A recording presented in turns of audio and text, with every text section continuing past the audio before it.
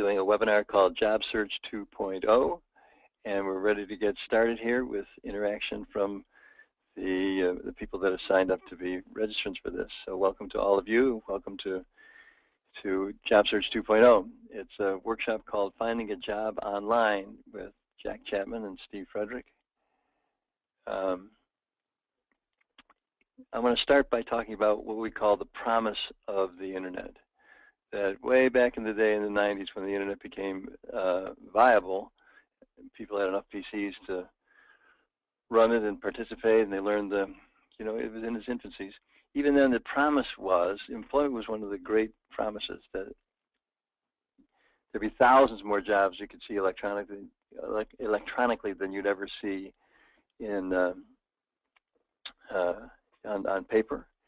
And those jobs could be screened and filtered and delivered, the applications taken immediately, interviews scheduled, all those kinds of things. And let me just have one quick reminder. I can hear, but it's soft again, so please speak up. All right, so I'm doing it like this. Michelle, thank you very much for giving me that feedback. So the promise was there'd be thousands of jobs, really screened, ones that you wanted would come right to your door with RSS feeds, et cetera, and easy access to insider information on a company with their websites and blogs. There's much less friction in the job search. We can talk about when you get a gallon of milk, there's very little friction between the cow that's eating the grass to the final product of milk coming out of your refrigerator onto your dinner table. That happens practically frictionless. Job search has a lot of friction in it, a lot of dead ends, a lot of wasted times, a lot of dissembling, a lot of things that make it difficult to score online. So that's what we thought that we'd be able to avoid. But really, there are a lot more jobs than there would be on paper, but there's a black hole, an unassailable electronic wall that keeps you out of. Well, there's thousands of jobs. There's tens of thousands of people applying because it's so much easier just to send the things out, even spam things. The privacy is held in question. There's mountains of tasks in terms of a job interview. Instead of going in and just winging it and learning about the company in the interview, you're expected to know before you go in there to research applications, blogs, readings, networking, etc. You're supposed to know what's going on in that company and find it out on your own. So it's become a much more difficult proposition to find work online than it was in the beginning. And here's where we're going to make a difference in JobSearch 2.0. I like to say that nowhere else on earth are you going to find a job search training like this. It doesn't mean that it's like the best training overall in the whole history of all time or anything, but it does say that I don't think anywhere else on earth, and I've looked, if you find anyone that can present the hidden job market, what it's about, and how to use the Internet to penetrate both the published and unpublished markets, if you find something better, let me know. Here's what I have that other people don't. And the reason I'm talking about this is so you orient you, but also I want to encourage you to send your friends and other job-seeking people to this workshop because it's the only place you're going to get it. So other courses are going to show you how to apply for things on the Internet, how to spend more and more time on the Internet, and they'll tell you do this, do that, do whatever, and everything is of equal importance with a lot of detail. Lucrative Careers Inc., we're going to cover both, not just the published, but also the unpublished market where some of the better jobs are. We're also going to encourage you to, we're also going to encourage you to not just use the Internet for applying, but use it as a way to really connect and eventually see people face to face. That's the real power of it if you know how to use that. And we're going to show you how there's 6 levels of increasing value of using the Internet, from very passive to very active. And if you know all 6 of those and how to use them in a portion of your time, you'll have a much faster and more accurate campaign, because most people don't make those distinctions. Applying online or networking or whatever all seem to hold the same importance to most people. So those are the deliverables I'm going to do at the end of this workshop. We'll go back to this page and see if indeed I did deliver those things. Just to give you clarity, this is not just about LinkedIn. We're going to touch a very little bit about LinkedIn, but that's become its own topic. And use our, please sign up on Lucrative Careers Inc. workshop website, please sign up for the LinkedIn Masterclass. That's the highest level one, and so we're doing that. All right, so our task is, how do we apportion our time and energy and efforts to really score online? As we're going along, if you want to ask me a question, please put the question in the question box, and when I notice it, I will address it. I'd like to make this as interactive as possible. Meanwhile, I'm going to just dive right in, and first we're going to set a context, and then after we set the context, then I can show you the 6 ways I was talking to you about in increasing level of effectiveness. Setting a context, the hidden job market. So think for a moment, why would anybody, if they have a job, why would they hide it? You know, if you have a job that you want to fill, you tell people about it, right? You're never going to fill it by just letting it go dead. If they want a good candidate, why wouldn't they tell everyone they know, post it on their LinkedIn, post it to Facebook, etc.? Now, this is more than a rhetorical question. This is a real live question. Tell me what you think the answer is. I'll give you 5 minutes, get as many guesses as possible. Most people guess the smaller reasons, but they really miss the big one. Let's just see what happens here, all right? Over in your question box, type in, why would an employer hide a job? Why is there an unpublished and a hidden job market? Why are there jobs that just go by word of mouth and they're never advertised or listed with agencies? So Aaron says they only want qualified. That is correct. A job market that relies on referrals rather than people answering ads is going to get a lot more qualified people that can actually do the job. When you just have when you open a job to everybody, all the people, whether they're qualified or not, they apply for that, and it takes your time. All right. Then M. Riley says there's an internal candidate. Yes, that's another reason. If they post, if there's an internal candidate, or if they're going to fire somebody alternative, they don't want. I had someone who, back in the day when there was the Tribune help wanted ads, he was a controller for a company, got a bill from the Tribune for a help wanted ad looking for a controller. He calls the Tribune up and says, "Wait a minute, there must be some mistake. You know, I'm the controller of that company right now. They can't be advertising." And he said, "Oh well, yes, they did. They're advertising for it." So he found out they were trying to replace him by getting an ad from a Tribune. One wonders which was the two smarter of that crew, huh? Anyway, so sometimes there's an internal candidate. You want to keep that quiet so that you do it just by word of mouth, etc. Carla says overwhelming response. Referrals are the best source for future employees. Yes. Yes, so we're getting there, but it's we haven't got the real ding, ding, ding, real winning idea. These are all correct, but as a matter of fact, let me put them out here. Ad gets too many responses. It discloses personnel changes. They get less qualified people. It trumps internal postings. Let's see what we have over here. Robbie says, posted because of HR requirements. Sometimes it's just they hide the job because there really isn't a job. They just want to fill HR requirement. You know, it's already assigned to somebody. They just want to cover their butt by interviewing a few people, but the decision has really already been made. Yes, that's right. Aaron says they don't want too many applicants. Yes, but on the other hand, you know, if you're trying to fill a position, you want a lot of people to look through because you want to find the best one. Royza says internal candidate. Mike says they already have another candidate. Michelle says they don't need to advertise because they get enough inquiries and referrals. Right. Sometimes you can just wait for the job to come to you. All right. Now, none of those really got and Nieves says they're working through a placement agency. But that's working through a placement agency. That's still a hidden job. The placement agency isn't making it public. They're just still doing it private. So these 4 are the common answers that people get, and that we get when I take this poll. And it is, you are correct. All these are reasons why they wouldn't want to do it. But here's the biggest reason. The biggest reason of all is that there's no ad or no posting for a position,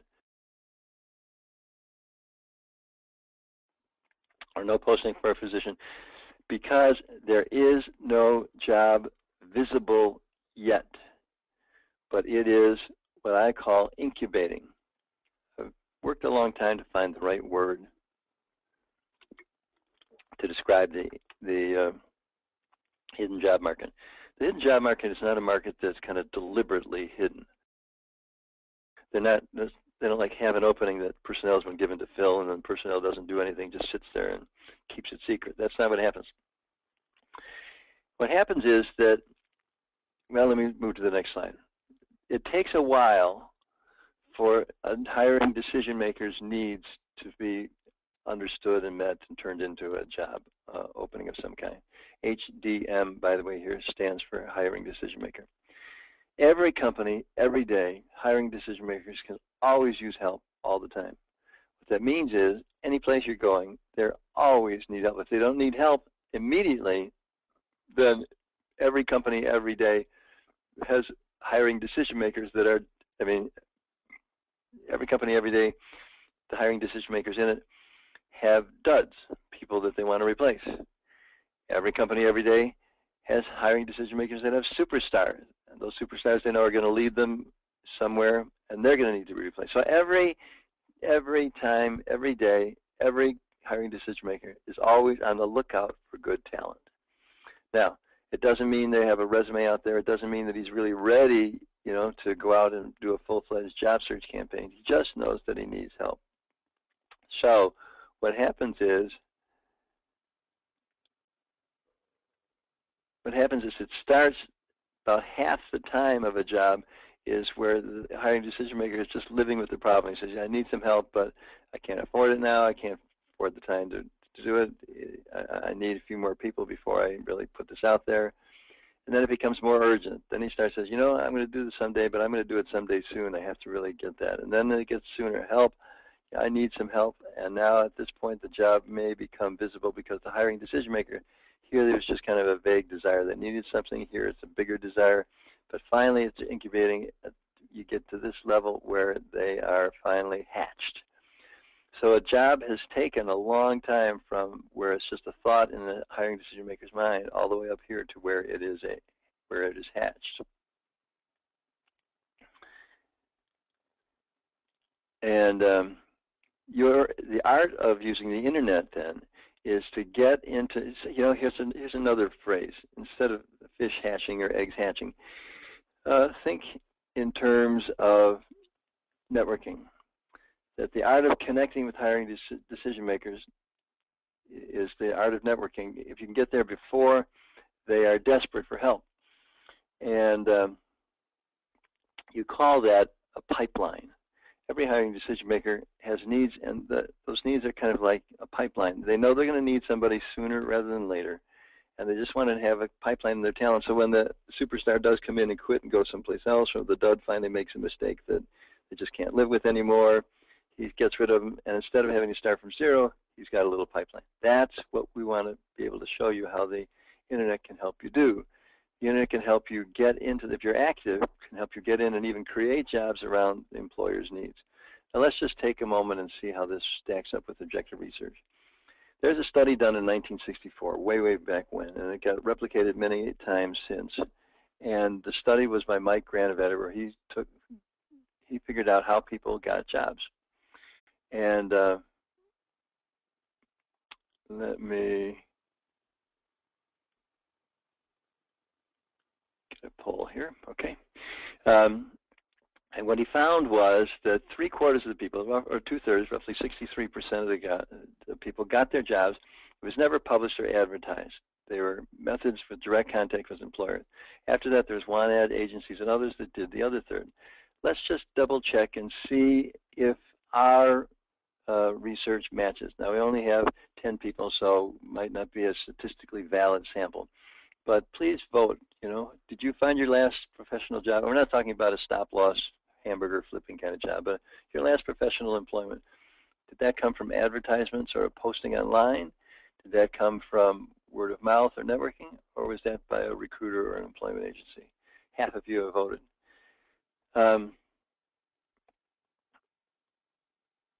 I'm going to wait for the rest of you to vote and then say, so the idea then here is that if you're just in the published market, you're only getting exposed to 1/3 of the jobs. All right, let's take a look and see what this poll says now. It says, how did you find out about your last job? Just these people on the line here. We have 14 people with us today. Just of those 14 people, third got it through advertisements or posting or something online, and 27%. 73% got it from word of mouth or networking. Okay, and Granovetter said it was only 64%. And when I've done this, of course, it's come as low as 50 and as high as 75. This is a high estimate today. But think of that. The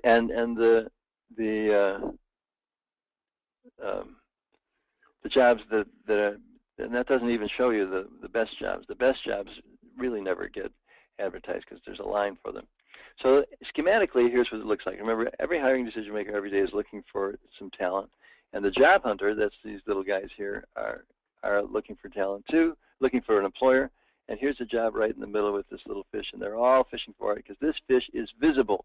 You can see this fish, and everybody's it says on the bottom, 33% of all the jobs, 100% of the job hunters can see these fish. That's not where you want to be hunting, right? You want to be job hunting in the unpublished pond.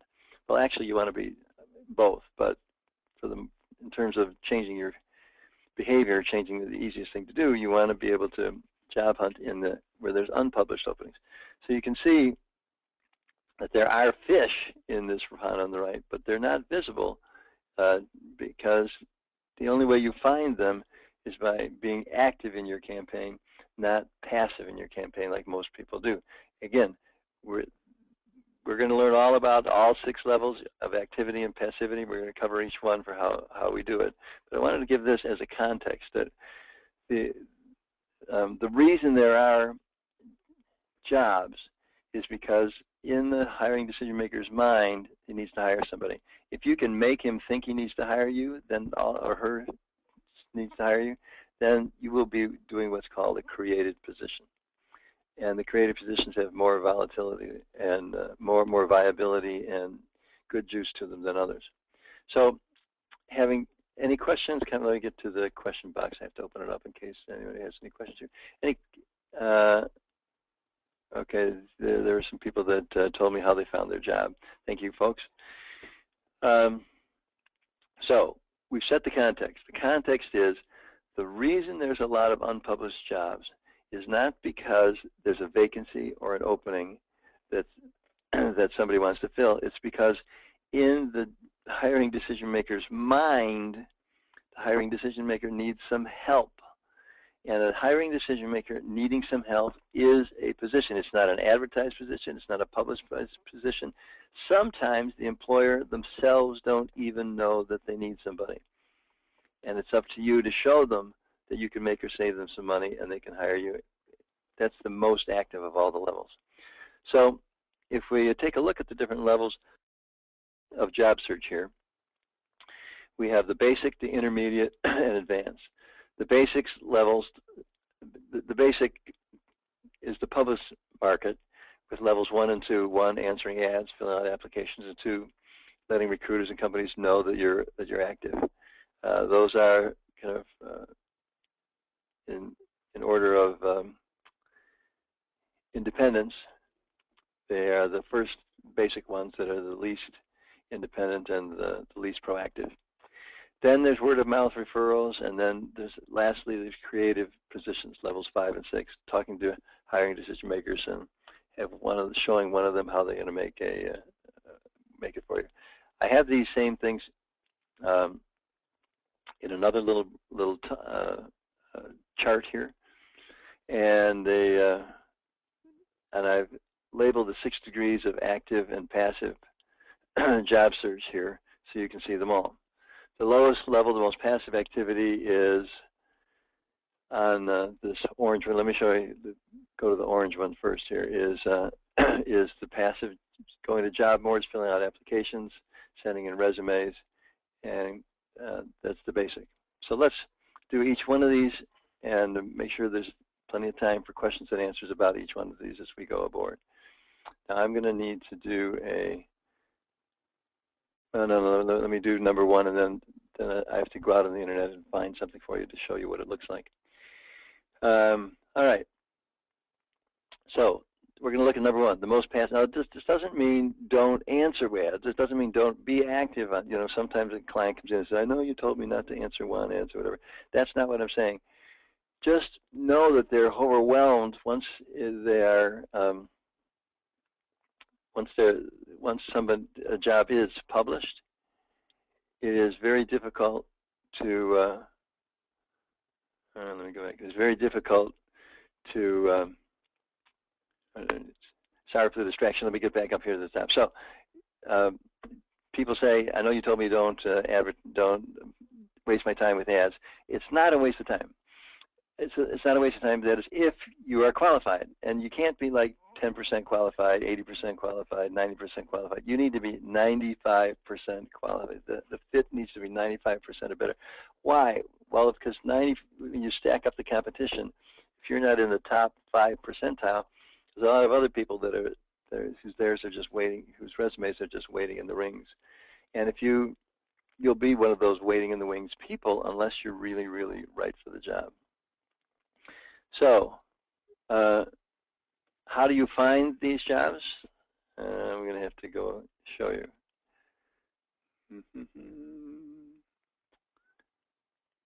Bear with me when I do this here.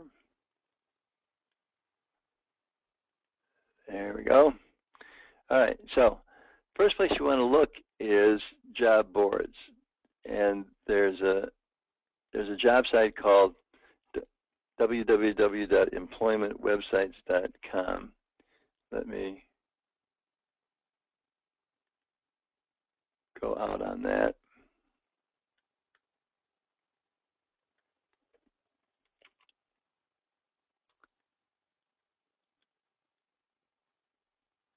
Here we go. Okay, so going to the International Association of Employment Websites. By the way, that URL is on a slide. The slides you will be getting copies of after the webinar. About an hour to 2 hours after the webinar, we're going to send you the slides. So there's other things that you want to write down too. Don't worry, you have the slides to go look them up if you want. You're not going to have the audio, just the visual. So so let's kind of take a look. We have lots of employment websites to look at, and there's a huge number of them. It's probably hard for you to see, but hard for you to read because it's very small type. But we have Thousand Island Help Wanted, and it goes all the way down here. And that's just the first page of Help Wanted ads. If we go to the last page of Help Wanted ads and postings, is workoffice.com, workinsports.com, workplacerecovery.com, worktree.com, Yahoo Hot Jobs, Zebra.com. We have 23 pages. And that's a lot. We also have got another place for you to look at wanted ads. Let's see if we can get another one up here. Just moving the things around a little bit.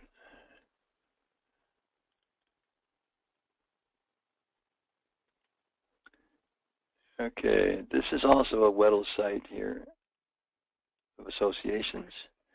Let me copy that. And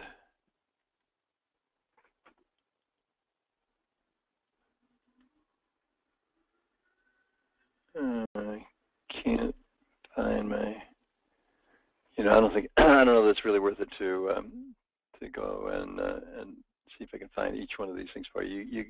Let's just get back to the slideshow here. The point is the second one, Whittles.com association/index.cfm, and you'll get the there you're going to get a list of hundreds of associations.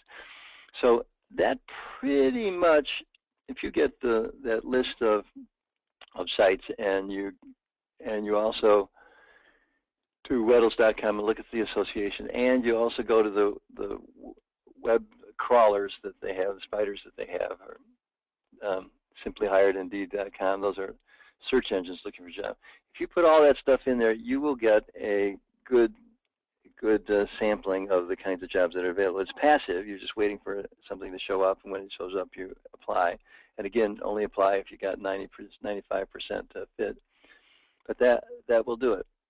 I recommend that you have a different email address that they can that people can reply to. Otherwise, you're opening yourself up to a lot of spam. You want to be able to shut it down at some point. So having a separate email address that you can use for your job search is a good idea. So do the online research. Google your name, use Pipeable.com or Spokeo. Google. You can set a Google alert with your name. You want to make sure this is cleaning up any digital dirt. You want to make sure that besides applying for stuff, you don't have anything negative that's out there. And you should know with Facebook and with all these social media, there's a lot of ways that you can be blackballed out there and have bad information out there that you don't know about. So, level 1, the most passive job search level is to answer vacancies or openings.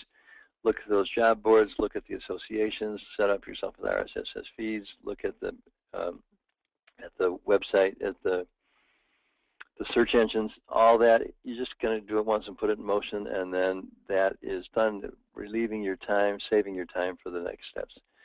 So let's see, any other questions? Close this polls now. Any other questions people have about level 1? Let's go to level 2. Level 2 is recruiters and mailings. Now this is a little bit more active, but it's just mostly letting the luck take care of itself. You want to register. You want recruiters passively. You want recruiters to have your resume and to have it on file, so that they can consider you and they can find you. So where are these places that you're going to post your resumes that recruiters are going to find it? There's a website called bluesteps.com, and bluesteps.com is, their members are the very high-level recruiting firms. I was surprised to see when I first did my research, I'm thinking, it's going to be a few little miscellaneous websites here and there, but no, this is Korn Ferry and Egon Zehnder and Robert Half and the big recruiting companies in the hundreds to $300,000 range that are members of something called Blue Steps. And Blue Steps, for one fee, will have you post online, and all the recruiters from all those companies, if they're looking, can go find you. And when you change an address or change availability or whatever, you only have to go to one place to change it. You don't have to go to hundreds of different places. So letting recruiters help you, that's a good way in your search. But remember that recruiters are going to have this limitation. They're being paid by a company for a third of a year's salary. And in the case of a retained search firm, that's $30,000, $40,000, $50,000 they're paying to get just the right person in the right job. So recruiters are really looking for that top talent, the really smart, really successful, really good talent. Typically, they're not looking for people that are unemployed, or certainly they're not looking for anything people who are job hoppers, or they're not at the top of their game. So they're looking, I say, for eagles and swans. If you're a duck, a geese, goose, or none of us are turkeys, hopefully, there may not be the right market for you. It doesn't hurt. I mean, if you got the money, I think it's a couple $100. It doesn't hurt to put your profile up there. But anyway, so that's it. Let me just talk also.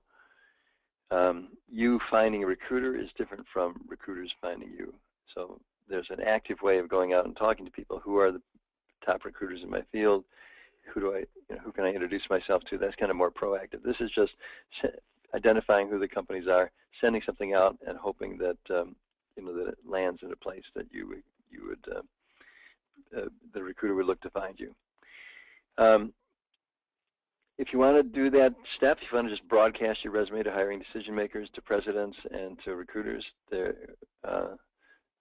my favorite fellow is Bob Bronstein, and there's a new webinar coming called, what's it called? It's The Lazy Man's Way to Getting a Job. It shows you how to hire someone else to do a mass mailing, and it has low yield, but if it does yield, it's a bonanza. It's really great. So, only 1 out of 100 is successful by just doing a mass mailing. But that one, they're very grateful because it really cut a lot of time and effort off their job search. There are also sites, the Ladders, NetShare, and ExecuNet, where you pay a fee, and they They have job boards and they have other networking events to help you get connected. They're pretty good.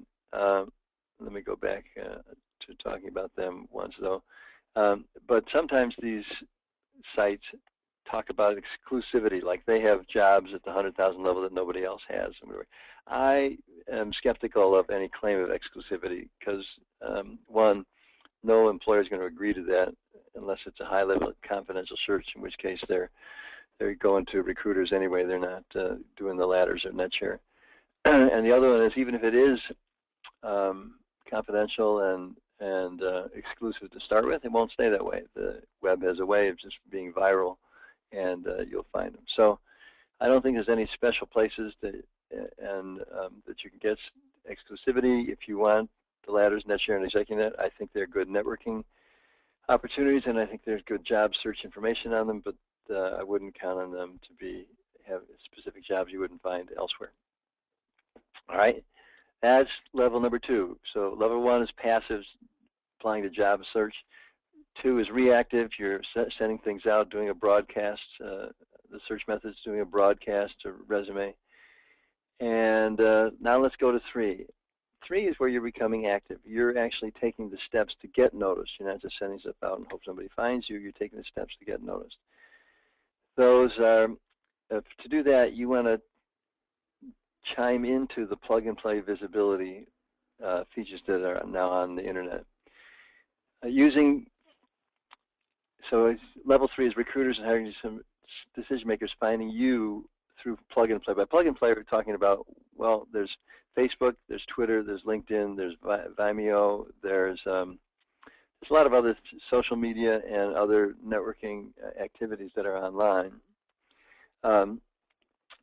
You don't have time to do all that stuff. You'll end up, the computer can be a big time waster if you're not really careful. You'll start sometime in the morning and sometimes mid-afternoon.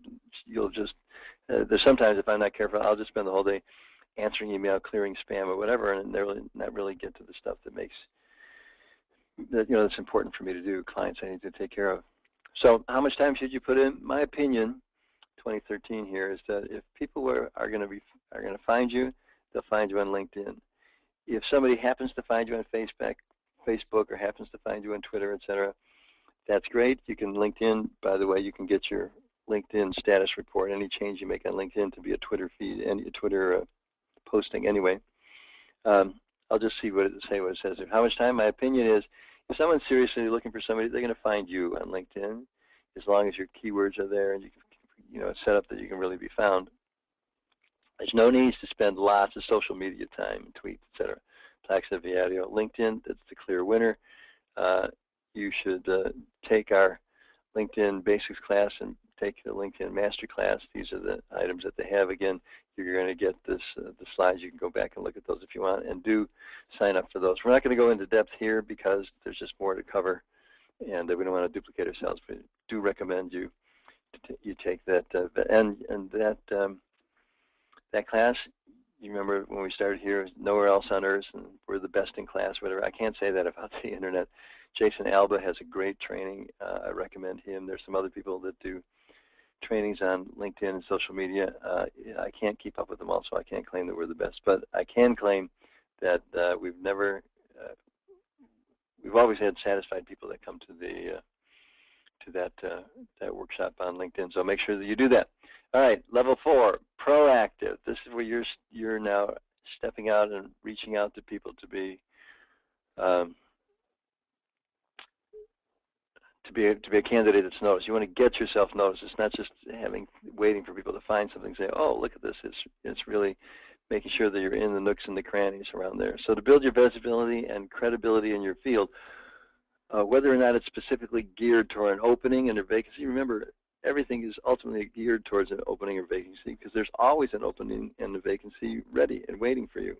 They just haven't fired the guy that they don't like yet, or they just haven't found that adding you to their team is really going to make or save them extra money. So here's how to gain some visibility. When there's a blog posting, these online communities are important to spend some time with. You need to discipline yourself, otherwise you'll spend all day just tweeting and socializing, etc. But you want to build your visibility and credibility in your field. So comment on job postings. Join the associations and make sure that you're part of their virtual events and real life events.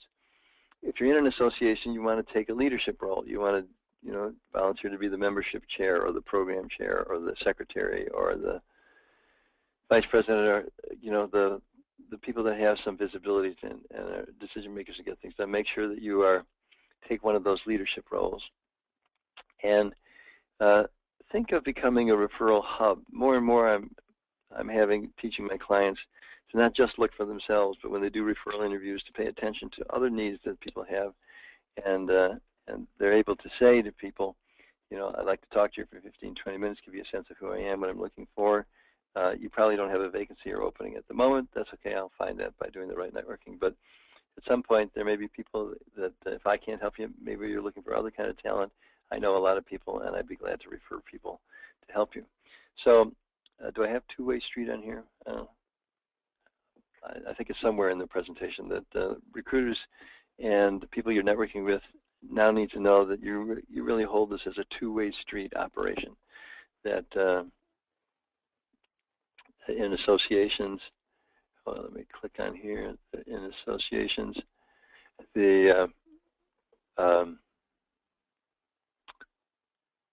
okay. All right, just checking over here. It looks like we still have the people in the role, and no questions are up. Thanks, but be sure to ask any questions. We're going to move on to the next one. Let me get back to become a referral hub so that you can refer people to. If I'm not the right person, I might know someone who is. The more that you can do that, the more visibility you're going to have. The more people are going to think of you as resourceful and think of you when it comes time. Mastermind team. If you don't have a good reputation as being one of the 10 or 15% of the top people in your industry or field, start a mastery group and let them help you get there, because those are the people that are going to survive the next recession, survive the next layoff, survive into the next iteration of the internet job search. That's called your mastermind team. You want to find other people who are committed to being excellent and be a mastermind team for each other. Meet once a month and discuss. Just join and help each other as much as possible. That's how Henry Ford and Dale Carnegie and Thomas Edison, and they all had a mastermind team. So that has both a short-term and a long-term payoff. I put a long-term payoff down here because it does have a long-term, being part of it, putting on a program and being part of the chair of a national convention for your association is going to give you visibility for months and months to come. On the other hand, you may just need it instantly for one blog posting that you do, so the short-term and long-term. All right, let's look at level. Any questions? There's still no questions over here. I want to make sure that I answer them. Any questions on levels 1, 2, 3, 4, or 5?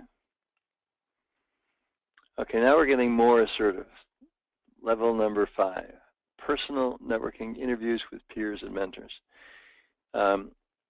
This is a good exercise to do, whether you're prospecting in level 1, level 2, level 3, or level 4. Still, the kinds of things that are, when you get to level 5, you cannot do a job search in level 5 with just the resources you've developed in levels 1, 2, 3, 4, 5. What does that mean? What I mean is that if you're going to really be active, you need to know who needs to see me. Who do I need to get in to see and let them know that I'm talent that can make or save them money, how I can make or save them money, and how I can be useful to them. To do that, you need a target list of people. Not just, actually it can be a job list of titles if needed. Let's say you're in food and food processing of some kind. There may be a purchasing agent that crafts food to somebody, or Salerno or some food company that you want to get in and talk to. That would be one. You need 49 others, at least 50 target lists of the people you want to talk to, and a target list of the companies you want to get talk to. Once you have that, then you're capable of being able to really leverage the interviews that you do.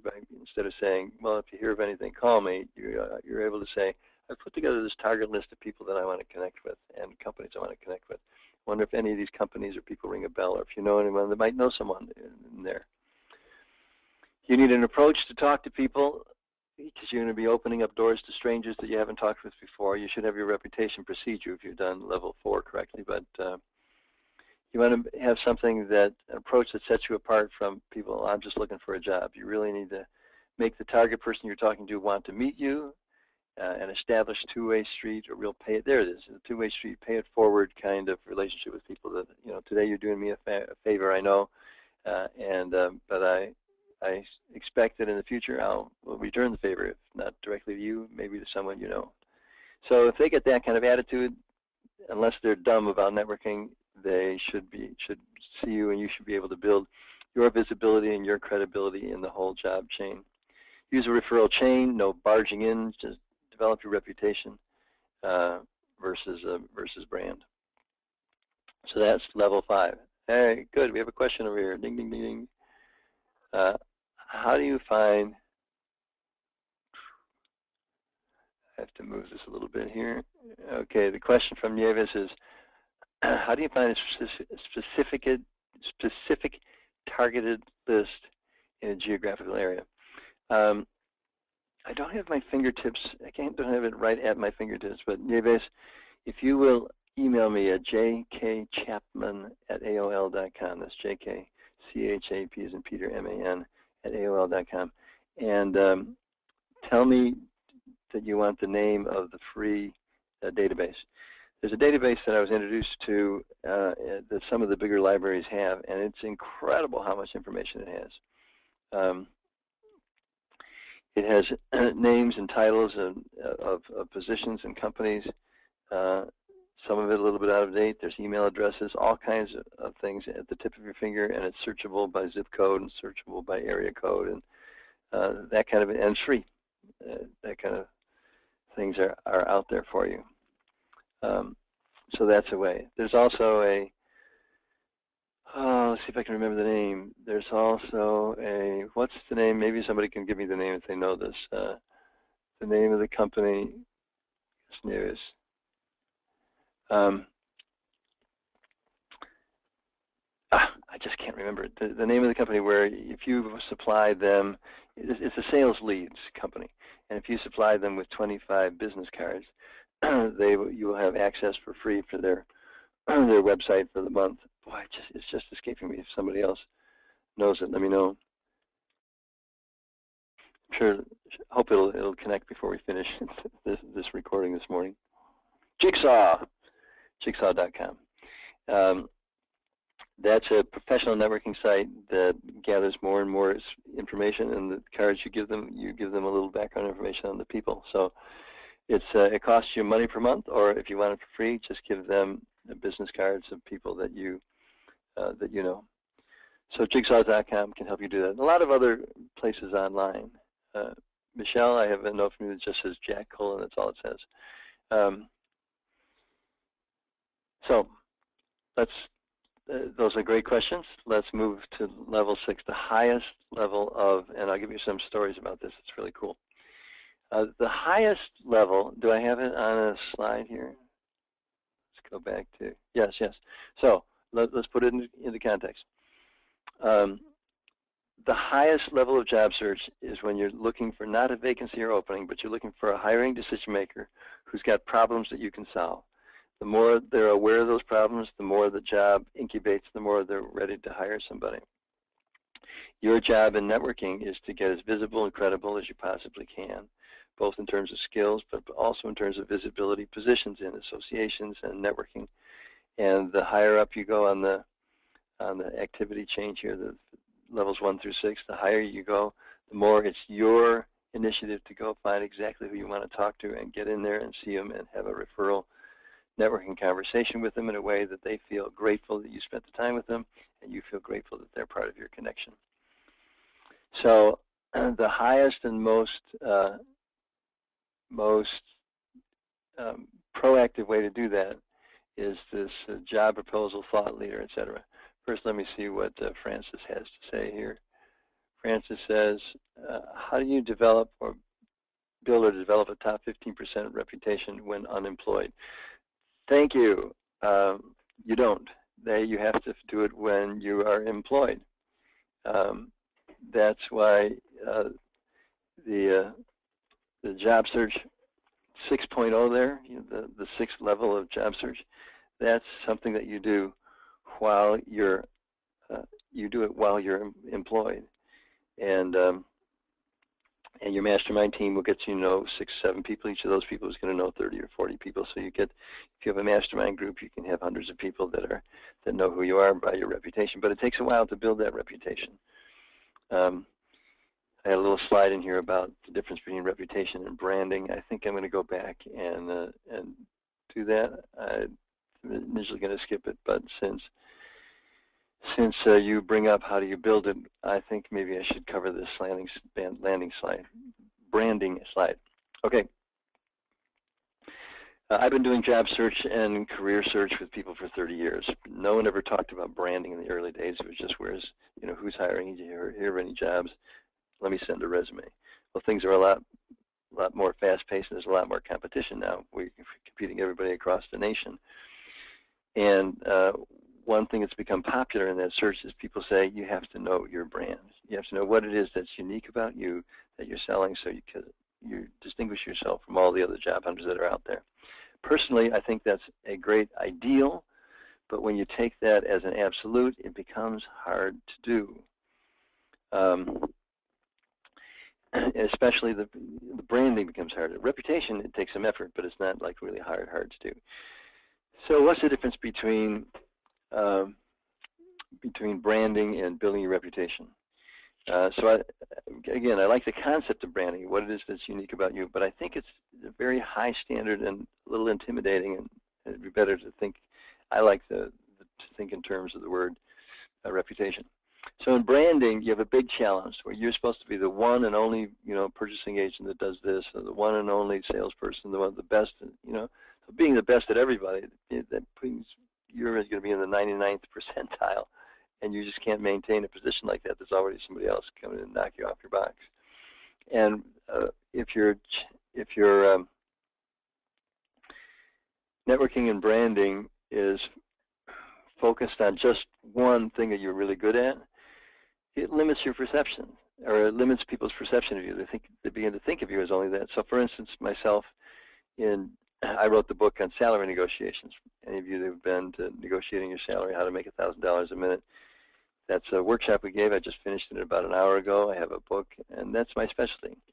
But I want people to know that I'm good at the whole process of job and career building. So if I only just went around with just my brand of salary negotiations, yes, it could be unique, but to the exclusion of all the other things that are really left to do. On the other hand, if I put myself in the top 15%, it's just much more feasible. I'm in terms of the career world, I have a reputation. I've been working at it for 30 years, and I have a specialty in job search, specialty in salary negotiations, but I'm competent in many different areas. That's easier to do and command than it is to than the branding. So a couple other things about branding.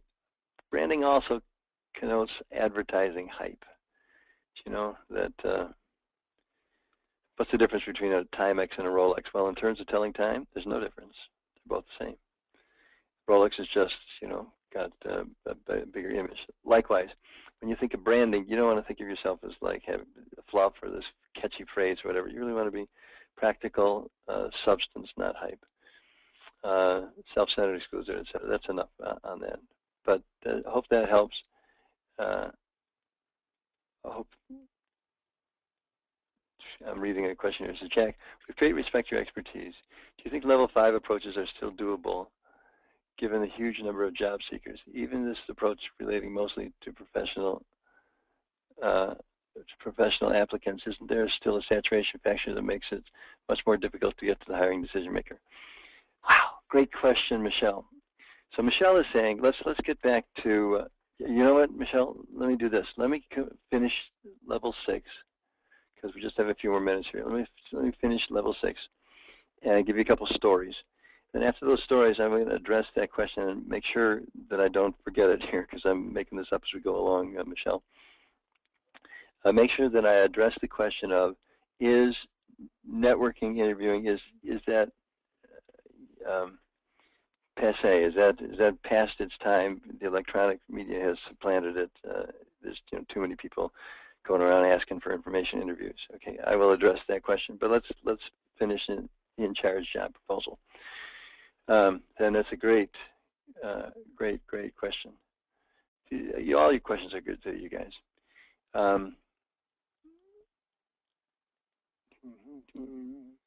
Okay.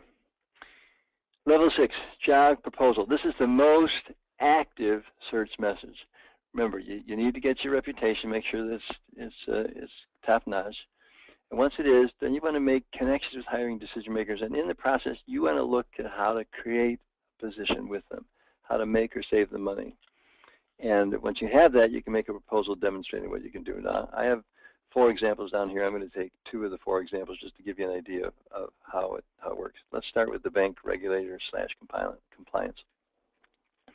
So I was working with a bank regulator. How to think of it, that might not be the right bank examiner. Anyway, he worked on the government side of making sure that banks are solvent and following procedures, etc. So he's a regulatory person on that side. The other side of the coin, inside a bank, is the compliance officer, and the compliance guys his job is to make sure that when the regulator comes in, they pass with flying colors. So John, I'm going to call him John. So John, the bank regulator, wanted to leave the government side and go back and go to the private enterprise side and work inside a bank. So he was having trouble because people would look at him and they'd think of him as a government person. They wouldn't think of him as fitting in a bank. But he developed a reputation, and specifically in this process of networking, found some people who were considering starting a bank, which is always kind of funny to me. I wonder how banks get started. Like somebody just ponies up a few $100,000 and says, let's open our doors, or how that works. I really don't know how they start. I know how they operate. I know what they do. I know how established they are once they're there. But anyway, never mind. My musings, put those aside. Back to the task here. So he found people that were going to start a bank. He says, can I come in and talk to you? I might have some ideas for you about the things to watch out at the beginning that they won't be so apparent at the beginning, the flaws, but 6 months to a year down the road, if it wasn't started right, they'll be way off course. Kind of like a golf ball. If you're 1 degree off at the tee, you'll be 100 yards off by the time you get to the pin, because that 1 degree really amplifies itself over time. Likewise, so they said, sure, come on. And then he talked with them about their plans and et cetera, and said, if you like, I can write up some of my thoughts of what you want to make sure you're for really excellence, that you want to make sure these things are covered and covered well, and then and then later down the road, you won't regret or have to revamp or redo things once you become successful. They said, okay. So 6 months later, they actually are doing the opening, and they call up John, and they say, you know what? If you're available, we'd like you to do this for you. The report you showed us really tells us that you know what you're doing. We really appreciate it. We could just give it to Bob here, but Bob says, why not hire somebody like you? You're the best. And he got in. Let me do another one. The COO president retire. Let me just tell you that story. So the story is of a client, and you have to put these people in place. We have a company he wants to work at, and the company has a president and a CFO. And my client, I'm going to call him Bill. My client does, in his research in the area, realizes that there's an article about how the president is set to retire in a few months. And he thinks, do you know what? When the president retires, they got to have somebody taking his place. Probably, from my research, probably the CFO is going to step up to become the COO/president. And then they're going to have a vacancy for CFO and Chief Financial Officer. And by damn, that's who, what did I say his name was, David? I forget. I'm making up the names here. So we're going to call him David. That's what David does. And so he says, I should get visible to them now before the president retires. So he uses the right approach. I'm coaching him in how the right approach is, how to get a networking connection, how to get in and talk to him. And they had a good discussion. They hit it off. There's good chemistry. And, you know, and the president says, you know, stick around, let's talk. And so when it came time to go down, that's how it worked. The president retired. CFO moved up. They hired in my client to take his place. So I hope what you can see from there that this creating a position is not as mysterious. And you think, well, I can't just walk in and tell somebody, hey, here I am. You know, let's put me on your payroll. I know I can make you some money. Although there are some companies, there are some, you know, younger, scrappy kind of companies that say, you know, what we do is we hire people here and we say do something useful, you know. But by and large, those companies don't. That's the exception rather than the rule. So you can see. Let's see. Okay, that's from Michelle. That's it. Michelle, thanks. So, but let me now address Michelle's question, because Michelle's question is really not about level 6. Level 6 is creating a specific job for yourself. We were looking at level 5. And level 5 is the one where you target list the people, target list the companies, have an approach that sets you apart from other job owners, and you want to get in there. And Michelle is saying, well, with all these, you know, all these LinkedIn profiles, if I put a LinkedIn profile up, I hardly have time to even answer an email question from them, much less, you know, have an online chat or go to see them in their office. Well, let me tell you, if you're really focused, you know, level 5 isn't for anybody. If you're a level 1 person and all you do is answer ads, you're not going to make it at level 5, because level 5 requires real research, target list.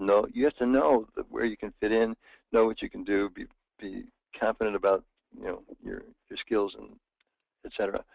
So if you're that way, people like to meet. Birds of a feather flock together. So people who are successful in, you know, in one arena like to associate and help other people who are in that same thing.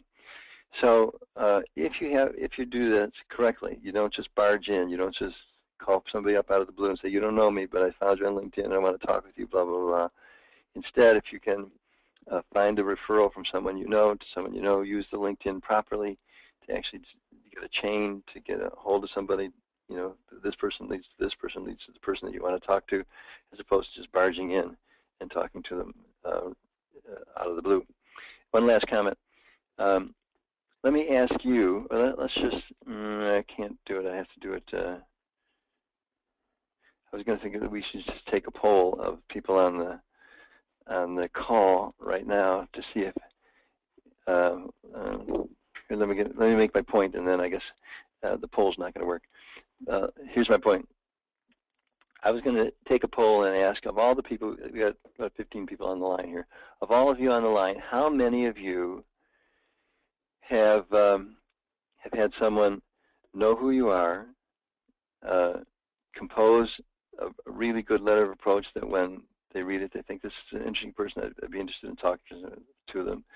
And once that letter gets in there, you, the candidate, call the person up and call persistently and politely enough, and are able to tell that person whether this is an information interview, like you really just need to know more about the profession, is it a possibility for you, or on the other end of the scale, is it a possibility discussion of, you know, is there any possibility of being hired by you? If there is, I'd like to put a face with the name and just be, you know, see if I can put myself in the pipeline of a hiring decision maker.